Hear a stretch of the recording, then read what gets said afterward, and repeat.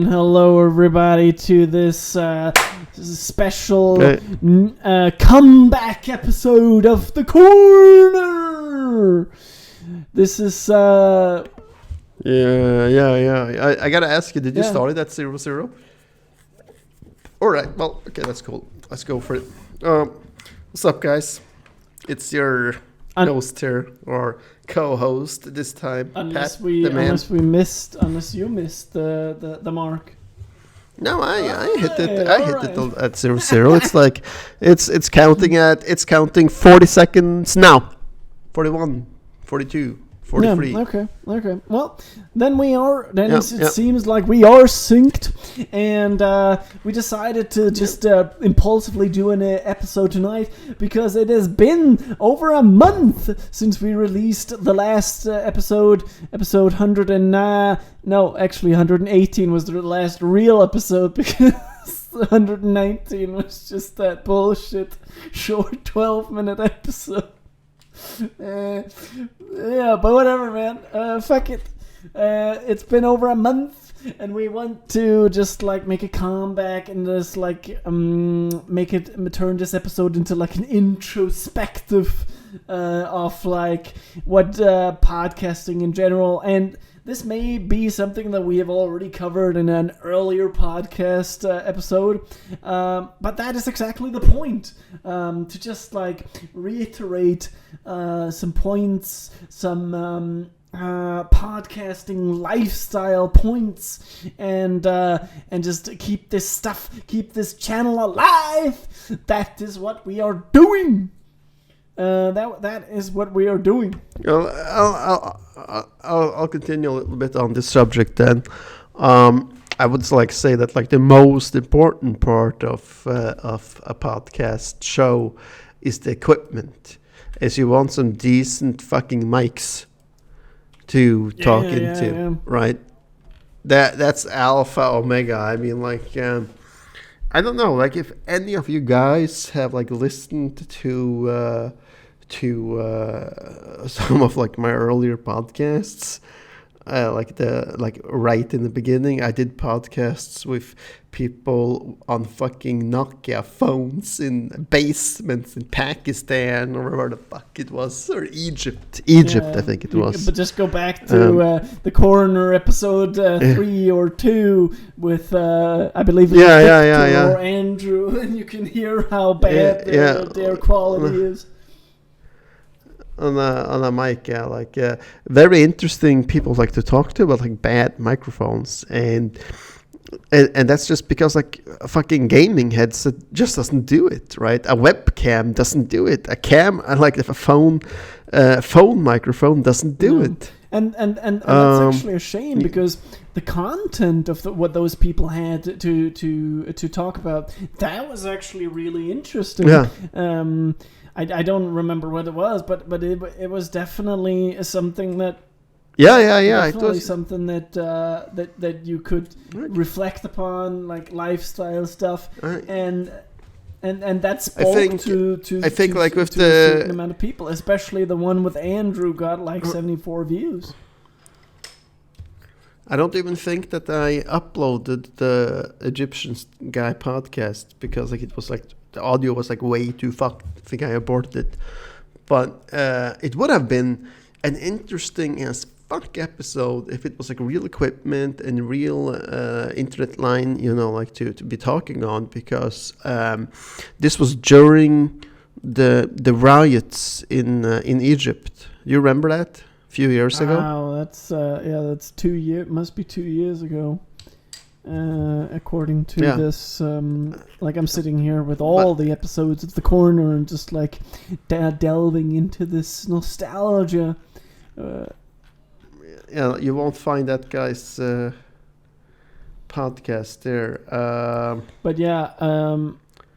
But man, like it was like some crazy shit going on in Egypt a few years ago, right? 2021. Could that have been it? Nah, it was 2019. Well, whatever it was, like it was interesting shit. going on right there. Yeah, it was the 2019 Egyptian protests. Mass protests around Cairo, Alexandria, Damietta, and other cities on the 21st, and 27th of September 2019, where the protesters were called for President Abdel Fattah to be removed from power. And that shit just went completely nuclear almost, because he responded not by stepping down and doing the wise thing like Boris Johnson just did, right?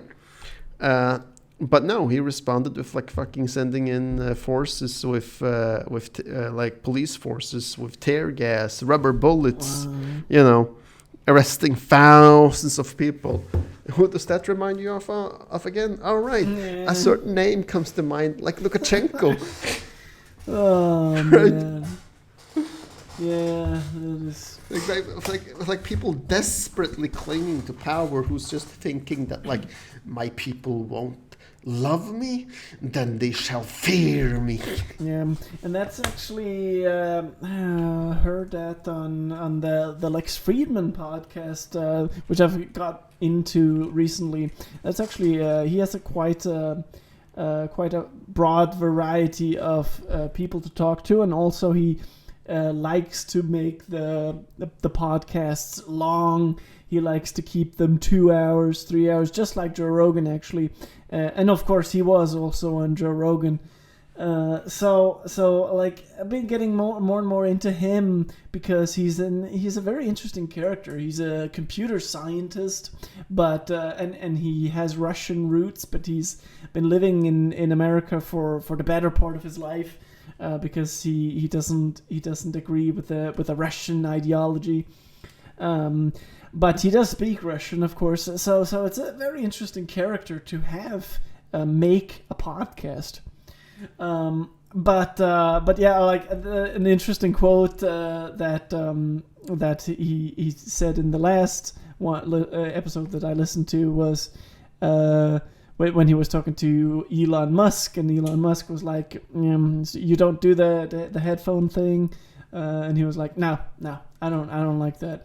And then Musk was just sitting there with a microphone and was like, so any how should I speak into this microphone then?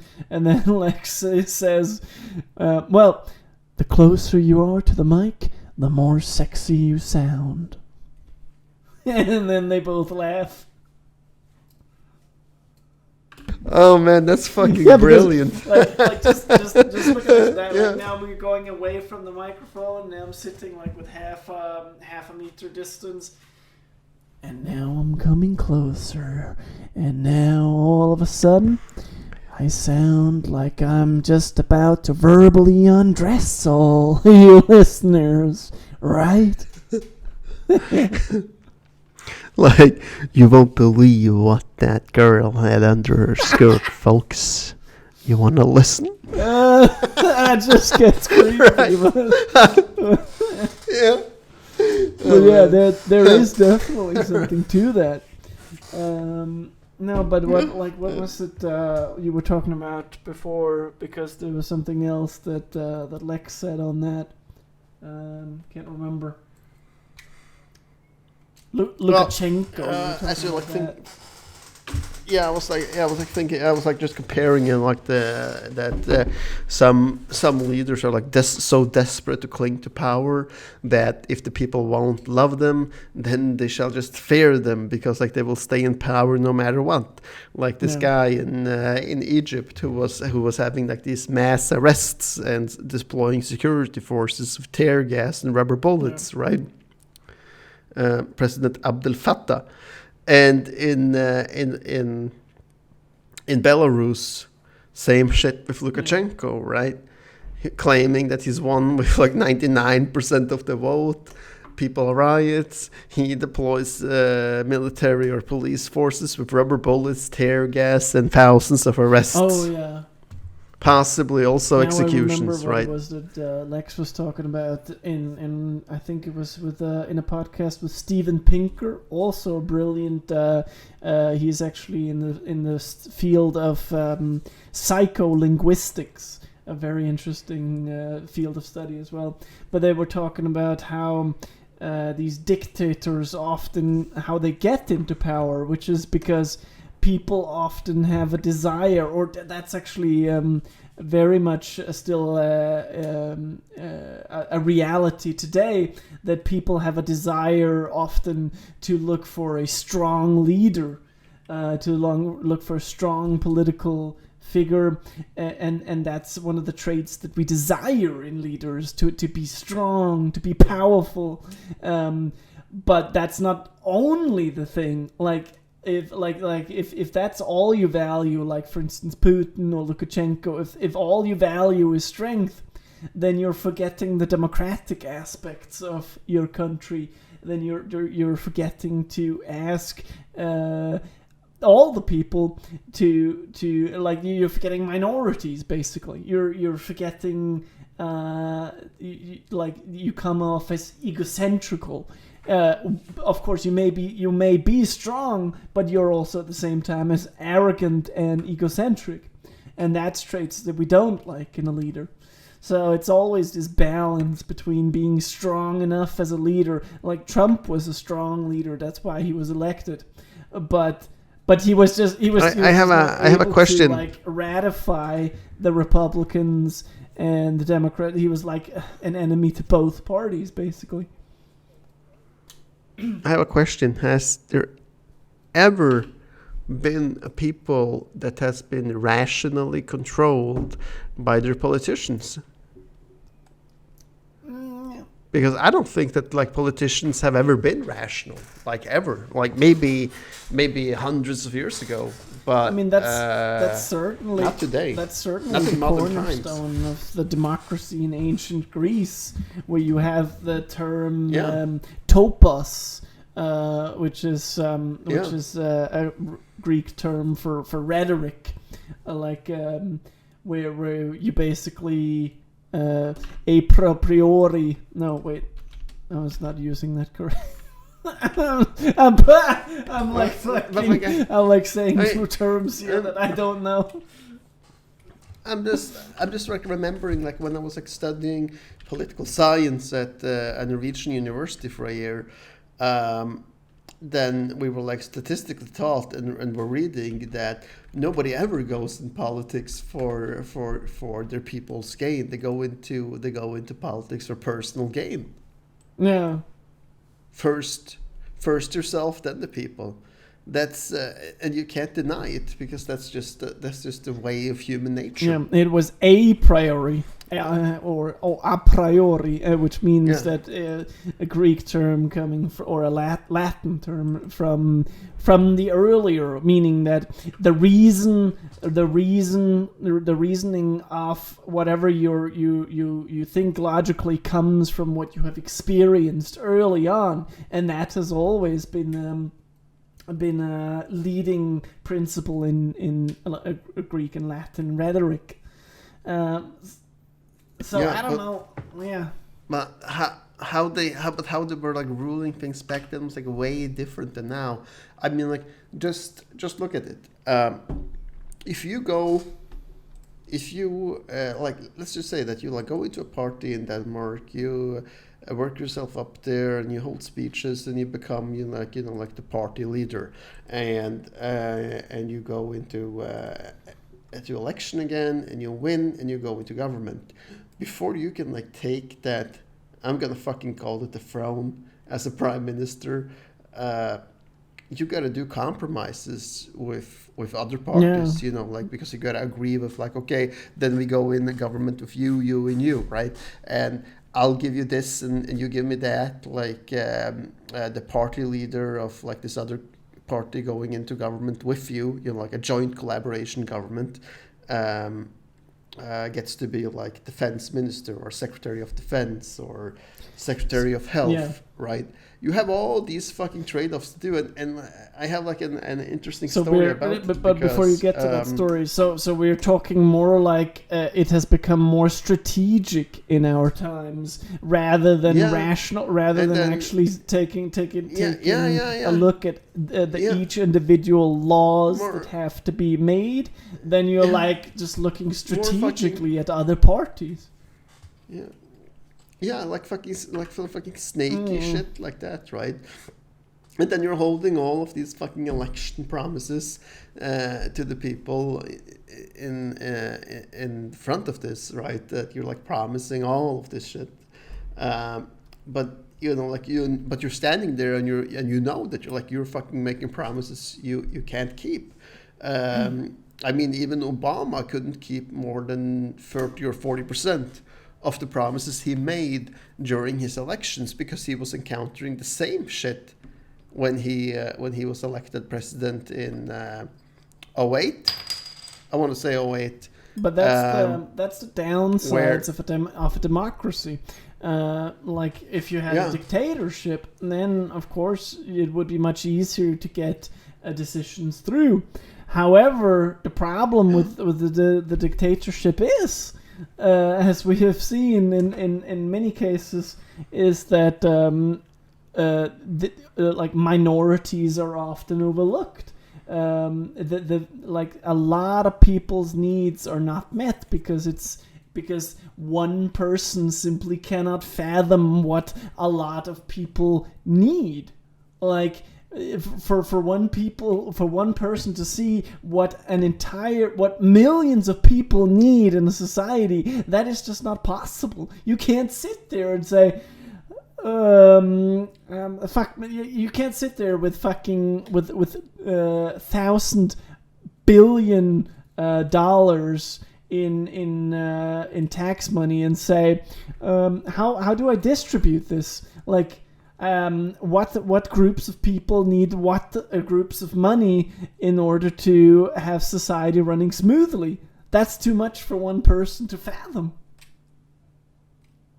Not just that, but you are not allowed to make that decision because, like, on that way, there will be roadblocks. There will be people and politicians vetoing you. You know, like because they will ask you, like, okay, where the fuck are we gonna take those money from? Health, public schools. Because we know that you ain't gonna just pull that money out of your ass. They're gonna come out of the national budget. And even in a dictatorship, the dictator cannot alone distribute all this money. Like there still has to be certain instances of people that decide small stuff, and that's where you have like a wonderful term in Danish that is kommunalpolitik, or local politics. Which is basically the best example I have for that is deciding who decides how many bus stops there is on a bus route from outside the city to inside the city. You think the big politicians in the parliament, in the main parliament, are wrestling their heads with that? No, they're just saying Here's 30 millions to this commune. Figure out how to redistribute them inside that little region of the country. But they're not fucking sitting making the plans for that. All that power falls to the local politicians. And that's how our country is run much more smoothly. Because one person sitting in the top can't micromanage an entire country.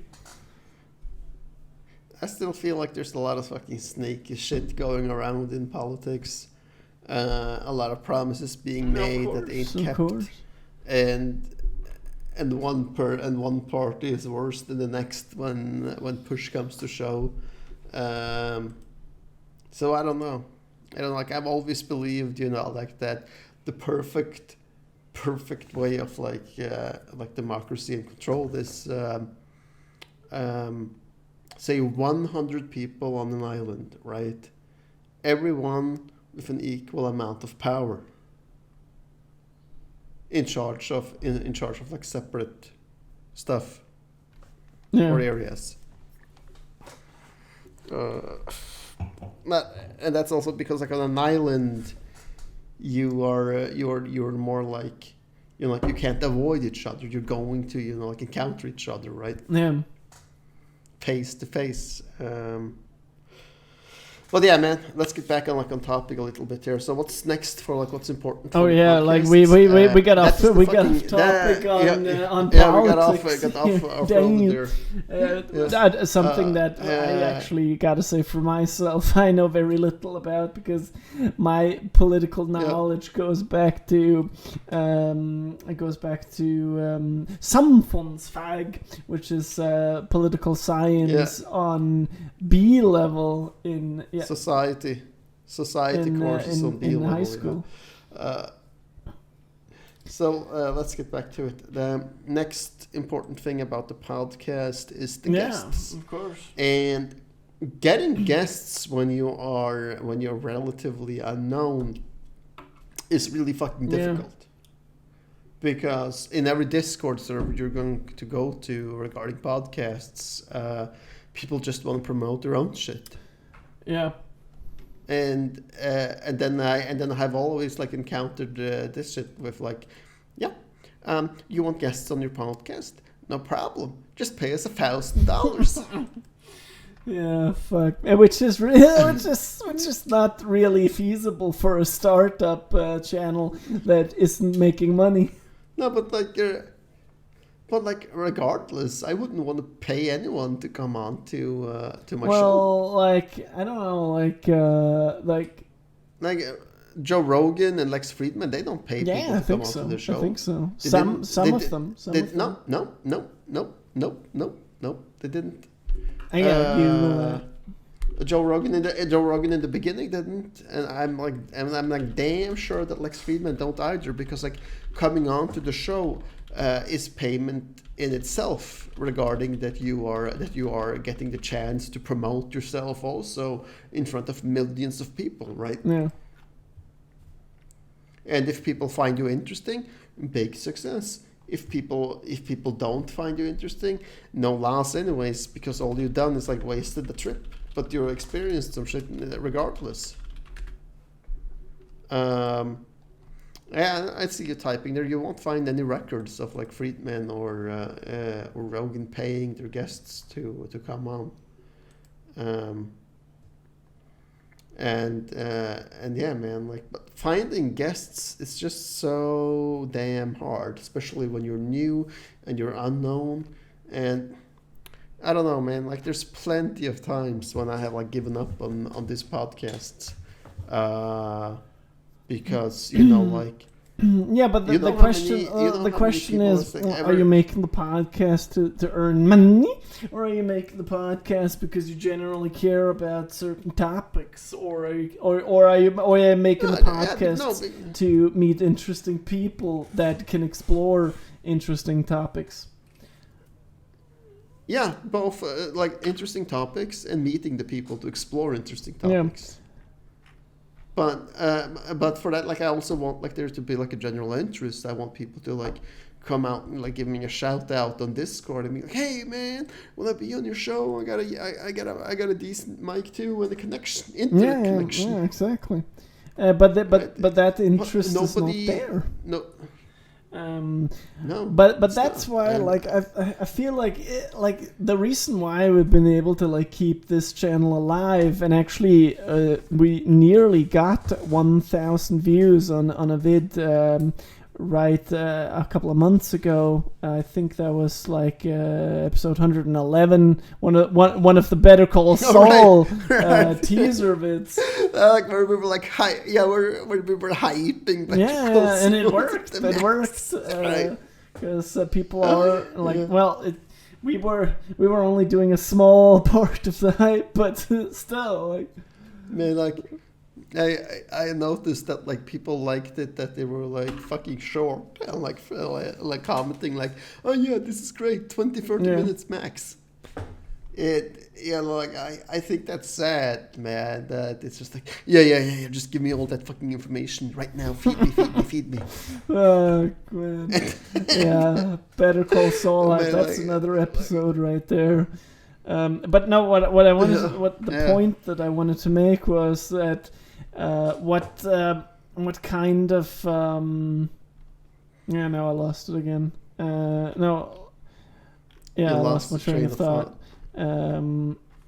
Fuck, man. Now I'm doing like, but this is like there should be space for this too. Like for instance, in Lex Friedman's podcast where he has Elon Musk on, Elon Musk often, I mean, he's also not the most the best talker, but he often like has these long pauses where he's just really introspective and just like really has to think long and hard about his answers. But no, what the fuck was it that I wanted to like? Because it was an interesting point.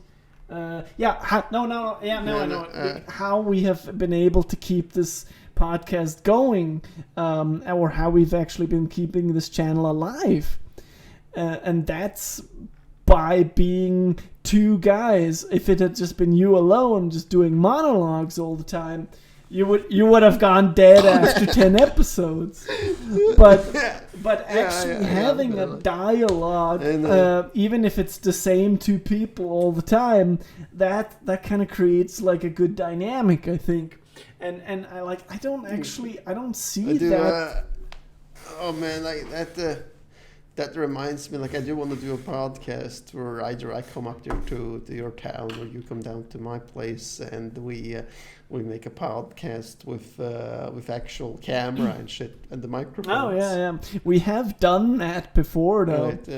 Right, but that's more like COVID isolation thing.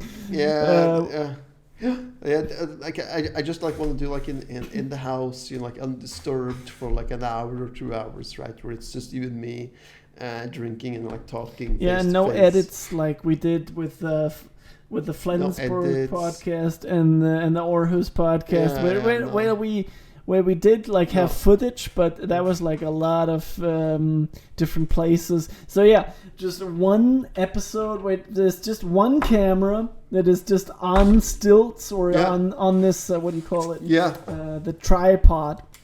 I'm gonna buy a camera or something, right? Or I have a camera. And then gotta just get a make memory it roll stick for it for 2-3 hours, and then just like fucking talk ears off.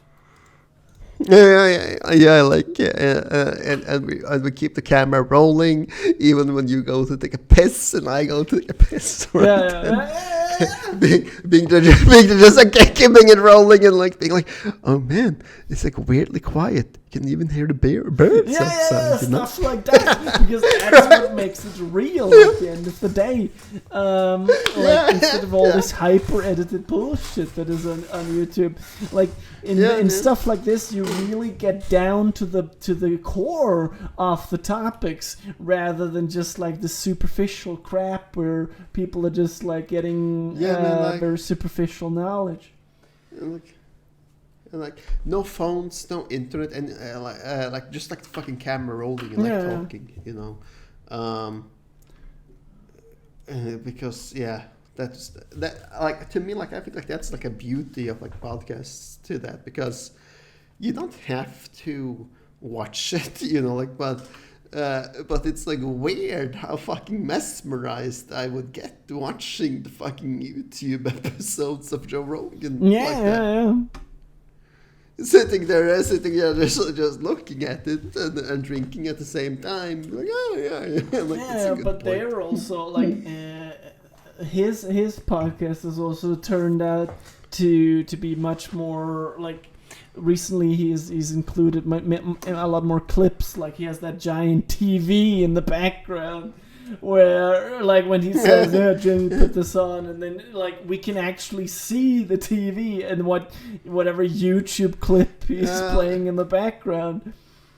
Yeah, it's going like a little bit in the wrong direction, because to me, you know, like a podcast should just be that. It should just be like the fucking table and the brick wall in the background. Yeah, that's true. Like, but I don't know. Like, I still kind of enjoy it because Rogan and his guests are usually good at like talking about, like, actually putting into words what it is they see. They're not just sitting there like stoned as fuck on weed, like, whoa.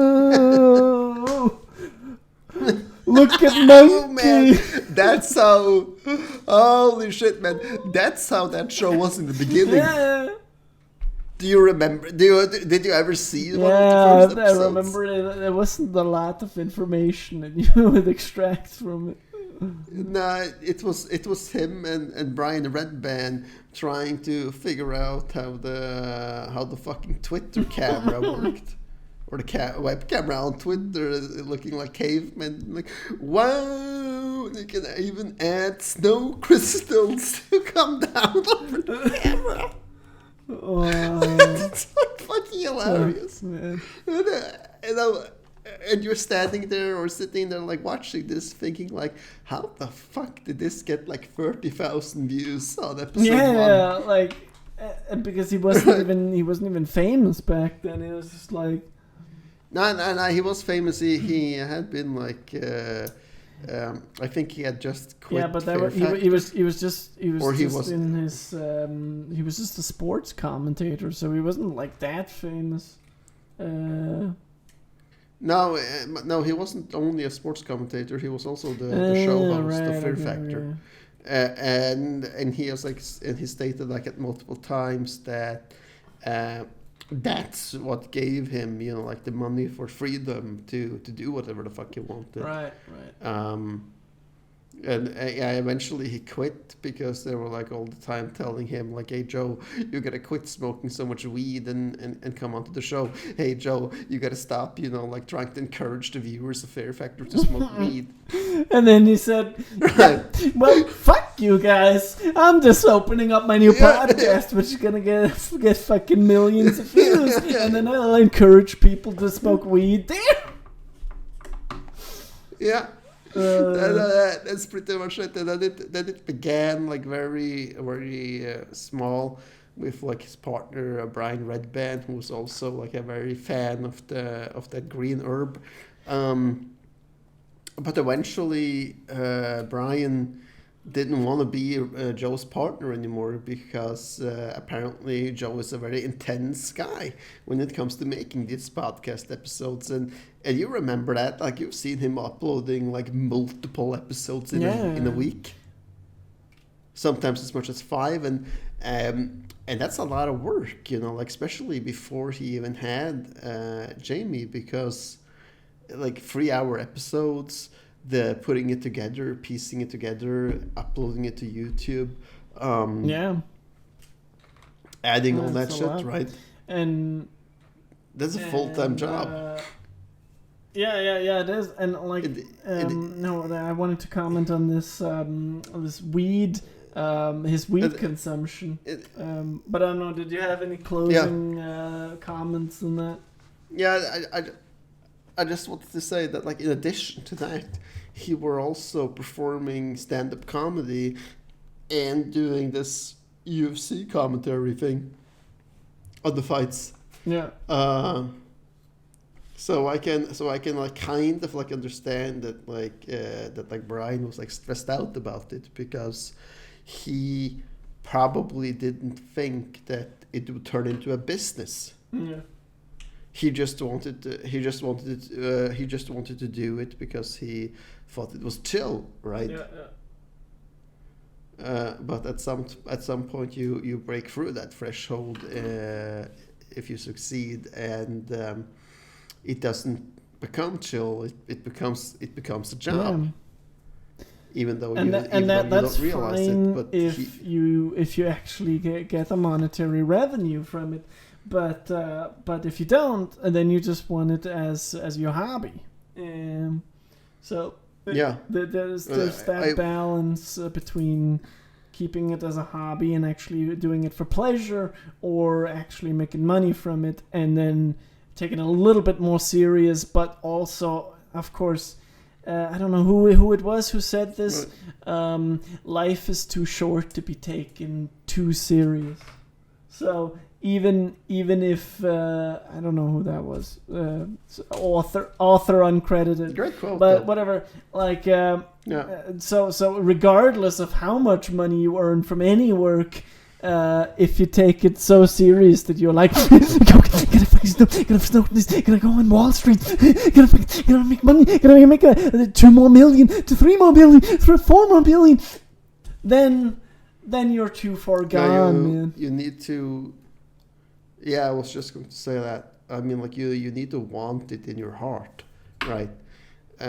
Regardless of the money. But yeah, you were going to comment on the weed shoutouts. That's an area that is heavily disputed when we're talking about the Joe Rogan experience in general.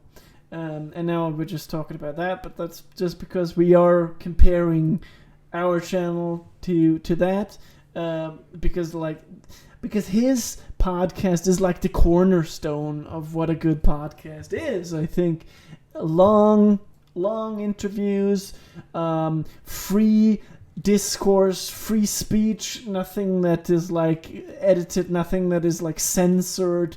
You can just speak your mind. Really, you have this freedom of speech that we all cherish so largely. But there is one thing that needs to be taken with a grain of salt, and that is his weed consumption. Because as Joe Rogan has said on multiple occasions, he smokes weed because he himself is a very confident person already. Like he has a big ego, to put it in other words. He is really like and the reason why he smokes weed is to take himself down. Actually, is to ground himself. Is to not be like, yeah, look at me, I just shot the fucking elk. And I'm gonna fucking better than you. So weed makes him more vulnerable. Okay. But the thing is, like, if a lot of people see this and they're seeing like, oh yeah, Joe Rogan smokes weed, and so it must be good for you.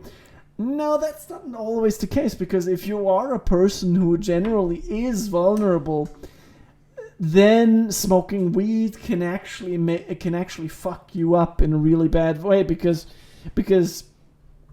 if on Joe Rogan it works, it grounds him, it takes him down.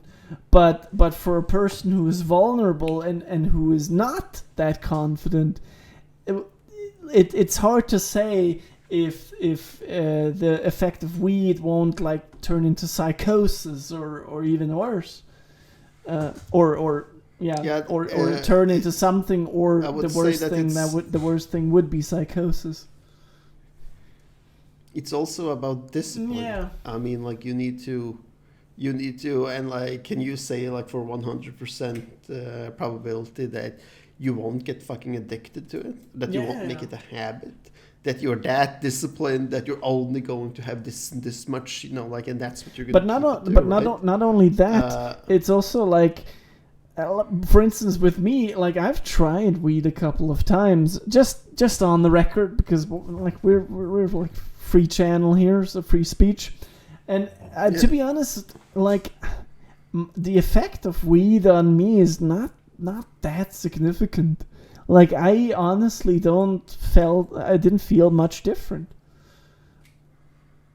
I don't know, like I've only like puffed it, like where you're like sitting with a group of people and you're puffing the joint and then like fucking passing it around.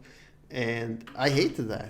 Yeah. Like I always wanted to like smoke an entire joint myself. I mean, first of all, like I hate smoking anyway, so because my lungs can't take it. I don't know, but the more important thing is, I don't know. The effect is just not something that I need.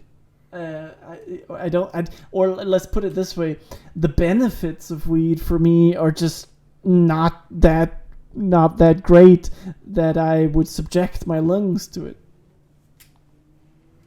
Yeah, I agree. But like, I mean, like you could also like just eat a cake. Yeah, but the potency for that is even stronger, and even and sure then you wouldn't fuck up your lungs, but even if I had edibles, I don't think that the benefits would the benefits would be the same, and they wouldn't be great. The effect wouldn't be great. You're right, man. You're right. I think it would be great for high stress people if they could. Because that's the thing. I'm already a very grounded person. I think generally. Yeah. I mean, me too. when we're doing these podcasts, I get excited sometimes, but that's pretty much it. Other than. You don't get too excited. It's okay. But look at me, man. I'm the fucking guy here getting maybe too little excited for it. Yeah. Fine balance. So who knows, man? Maybe for us in our situation, maybe we should make a what should we call ours? The Troy Path experience, where we fucking snort coke in order to get more excited. Promoting that. But I don't know. Fuck. I like the whiskey theme that we got going on, because that kind of balances it out in a very, very great way. Man. Jazz and whiskey, man. That's the combo we want. For sure, man. For sure. And we have one more thing that I just noted down, because I just actually figured this out a minute ago while you were talking. I have a notepad here next to my computer, and usually I just use this to write down stuff that I have to shop for when I go to the grocery store. But now I was actually I want to because you were talking, and I was I want to comment on the weed thing. So I just note that down, and guess what? You didn't hear this. Because I was writing it down with pen and paper. So I'm damn, I gotta do that from now on whenever we do a podcast. And whenever there's something that I that comes into my mind, I'm just going to write it down by hand, so that I have it more silently rather than disturbing the flow of the speech. I'm gonna actually make a note of that right here, because that's also important for the podcast in general, to not be disturbed, and not only that, also it will in fact, especially if we do the podcast with a camera on ourselves, it will look much more professional if we sit can you imagine that? And just sitting with a pen in your hand, and a scotch in the other, and then a huge stack of papers in front of you, almost like a law office, and then you just take notes by hand, handwritten notes.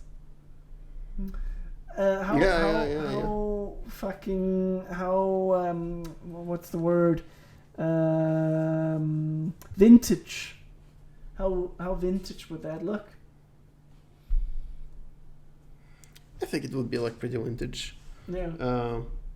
It's also if you're using just a regular pencil instead of a or pen. retro. That was what I was.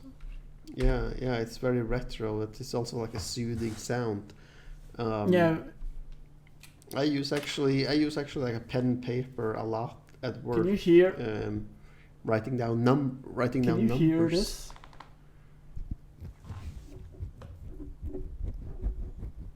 Nah, barely. Yeah, the microphone is not an expensive. Those microphones that they use for ASMR, that would be able to capture a pen writing on a piece of paper. Yeah. You have the good old ASMR man. I don't know if you remember that guy. Yeah. Yeah, I remember. Ephemeral Rift. That's his channel. I just like want to end like the podcast of like mentioning that. Right. I finally bought that beer brewing set. All right, that's gonna be another topic for an episode in the future. Indeed. So tomorrow I'm going to have my first brew day, making a Grand Canyon Amber Ale. Damn. And if all goes according to plan, I should have 25 liters of this beer in approximately 1 month's time. Wow, you got all the ingredients ready? Yeah. Wow.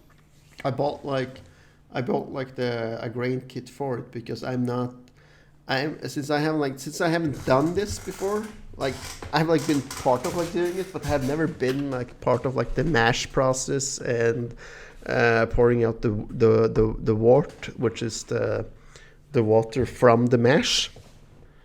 Yeah. So I'm excited to do all this stuff because like eventually I'll be able to like hopefully be able to like pick out my own kind of like grain and mash ingredients. Wow, that's definitely going to be an interesting episode in the future. So look forward to that, you folks. Yep. When that's gonna come out, I don't know. That it'll probably be in a couple of weeks because we're going on summer vacation soon. And perhaps when Troy comes down here, we'll make 2 episodes. One with the table and microphones and no computers, right? And one episode where me and Troy are brewing a batch of beer. That is going to be interesting shit, man. Tutorial because for like, the win. Yeah, man, because like then you can like stand there and I'll explain to you like the process while we're drinking beer and in the garage and watching the boil happen. And while it is boiling we'll talk and drink. Sitting in the carport. Right? Can it get more amateur science science factory? No, I don't think that, so. Right. Like, okay, so when should we do this? In August? The 19th to 21st of August? Yeah, let me get back to you on that, but like we'll see. Like we'll see. We'll find a date in August. And then you guys can look forward to that. All right, man. I don't think I have so much more for this retrospective of getting back into podcasting. I know it's been some time since we did the Better Call Saul episodes. That was nice, but that's also going to be over soon. We will probably discuss. I don't know. Like we will be on vacation while the rest of season 6 will be in. So we probably won't do every episode, but we will sure make a podcast about the whole season 6 when everything is out. I think so. That's right. And yo guys, don't forget to sub, you lazy motherfuckers. Yeah. Out. Sub.